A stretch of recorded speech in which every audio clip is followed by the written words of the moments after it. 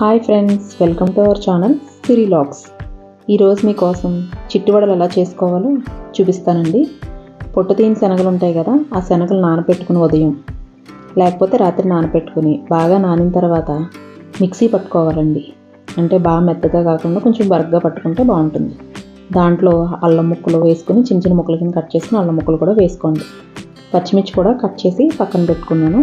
ఈసారి మిక్సీ పట్టుకుందామండి. ఇలా మిక్సీ పట్టుకుని పేస్ట్లా చేసుకోవాలి.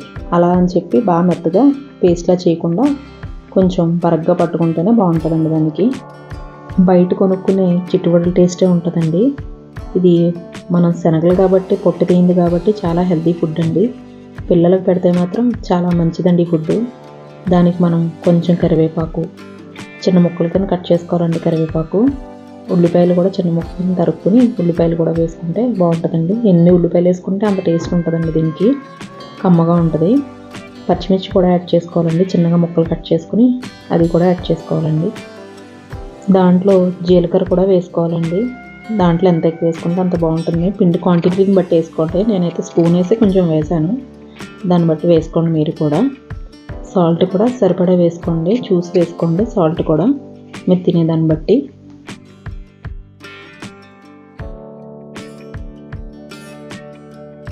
పిండి అయితే అంతా కలిసే విధంగా కలుపుకోండి. బాగానే ఉల్లిపాయ పచ్చిమిర్చి అంతా బాగా కలిసేలా కలపండి.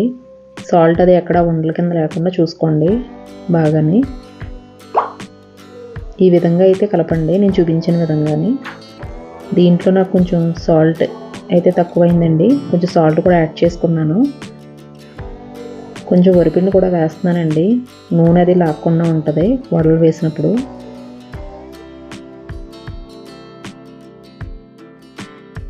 వరిపిండి వేసాక ఈ విధంగా బాగా కలుపుకోండి.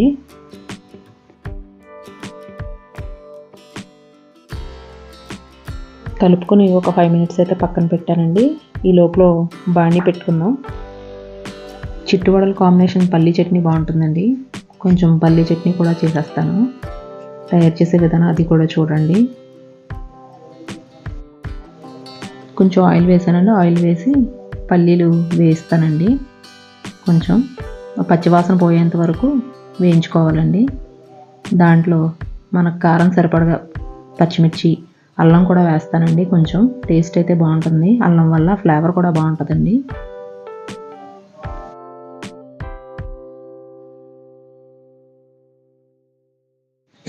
పల్లీలు అయితే బాగా వేగిపోయాయండి. ఇప్పుడు గులసెనపప్పు కూడా వేస్తానండి. కొంచెం గ్యాస్ ఆఫ్ చేసి వేస్తానండి. ఆ వేడికి అది సరిపోతుందండి. అది కూడా వేగిపోతుంది. ఎక్కువసేపు అక్కర్లేదు. ఒక 2 మినిట్స్ కలిపితే సరిపోతుందండి. అది చల్లారాక మిక్సీలోకి తీసుకుని దానికి సరిపడా ఉప్పు వేసుకుంటే సరిపోతుందండి. నేను షుగర్ కూడా వేస్తాను.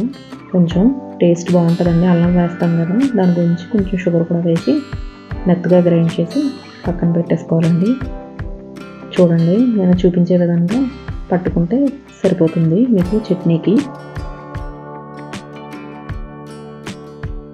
ఇప్పుడు ఆయిల్ పెట్టేసుకున్నానండి చిట్టువడలు వేసుకోవడానికి. ఆయిల్ హీట్ ఎక్కిందో లేదో చూసుకున్న తర్వాత చేతిలోనే అలా అద్దుకుని చిట్టువడలు వేసేస్తానండి. మనం ఏ సైజు కావాలితే ఆ సైజు వేసుకోవచ్చండి. మనకి ఇంకా చిన్నవి కావాలనుకుంటే ఇంకా చిన్నవి వేసుకోవచ్చు. కొంచెం పెద్దవి కావాలన్నా మన ఇష్టం అండి. అలా కావాలితే అలా వేసుకోవచ్చు. క్రిస్పీగా వేగేంత వరకు వేయించుకొని తీసుకోవడమేనండి.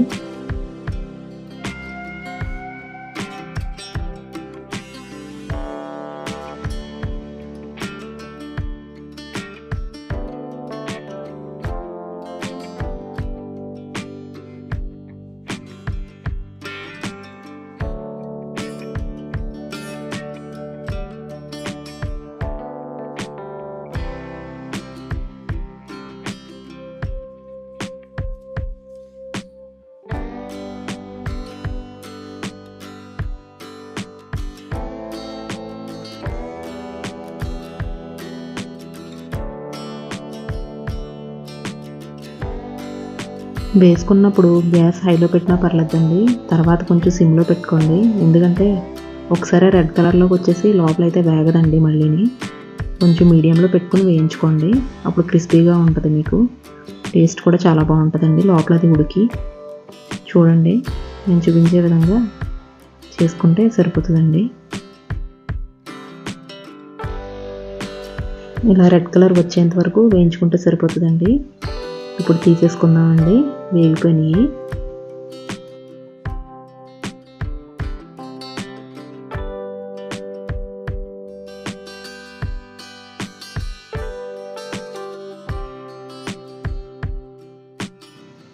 ప్లేట్లో టిష్యూ పేపర్ వేసుకుని దాని మీద వేసుకున్నానండి. ఏమన్నా ఆయిల్ ఏమన్నా పీల్చుతుందని అనుకుంటే కనుక అలా వేసుకోండి. నాకైతే ఎక్కడ ఆయిల్ అయితే ఏం పీల్చలేదు. చూడండి, ఇప్పుడు వేరే ప్లేట్లో వేసుకుని సర్వ్ చేసుకోండి.